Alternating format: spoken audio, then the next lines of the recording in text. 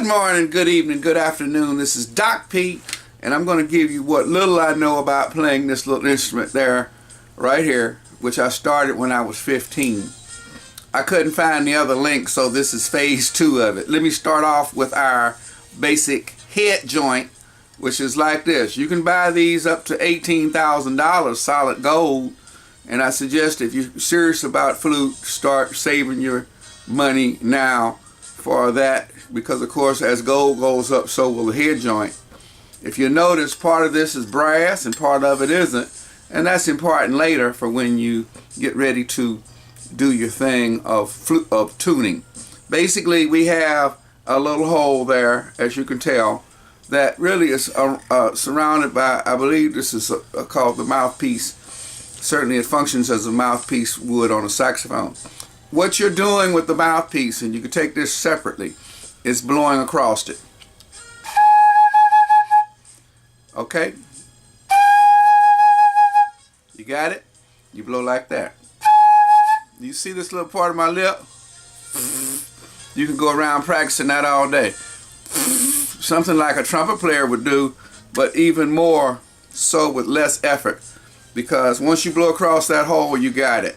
And I've had my daughters, in particular, one of them picked it up and did it for the first time after I explained to her she was no more than 7 years old. This is the foot joint, or the foot piece. And basically, as you could tell, that this key here is there. You're going to basically take the line that is used for the keys and put it right in the middle of that. This is the way I was taught back at Black Artist Group by one of the greats, probably Hammett Blewett or Oliver Lake, back in the 60s or maybe even early 50s, I don't remember. But the bottom line is that you put your fingers on here skipping these keys, and you might think, well, how do I remember how to do this? Eventually you just get the feel of it. You'll pick it right up, and guess what? Do it. That's why, as Mr. Bowie said, put this at the door as you come in and it's come out. That's my technique. But what he said was pick it up every day. My technique is to put it by the door. You're going to have to play it when you go out, and you're going to have to pick it up and play it as you come in. And you will get this. This is like a brass instrument. It must be practiced every day for you to maintain tone, etc. In any event, these are the keys you skip. These are the keys you play. And here we go. I hope my nails aren't too bad, y'all. They go like this from a scale that I'm going to start off with that I couldn't find, but I do remember.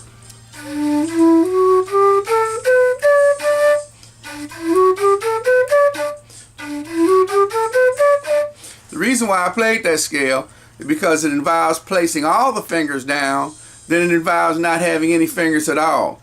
While you actually no fingers but except for the foot plate. On the foot plate, the small finger across the well, eventually you'll be knowing as the C and C sharp key that'll hold the key, and then you're going to hold it. That reminds me, practice holding your flute at the bottom of this little joint here, right at that first key, right on your forefinger. It's called metacarpal phalangeal joint, but right on that on the side of the knuckle there, okay, and by the up under the key that you have here. That will allow most fingers to reach around to that first key, okay. And I'm going to say, I said the first one, go up under the second one, and you can reach around and get that key. Most of us can do that. Now, that again, watch how the first one is and go on down.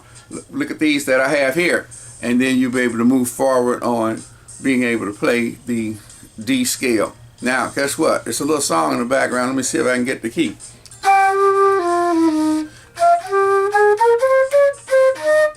Okay, that happened to be the first note I played, but I had to know which way to go, so I had to use my ear, and this scale is going like this.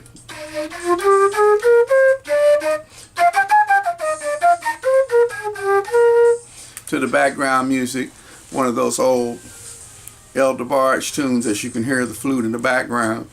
And let's see if we can play it.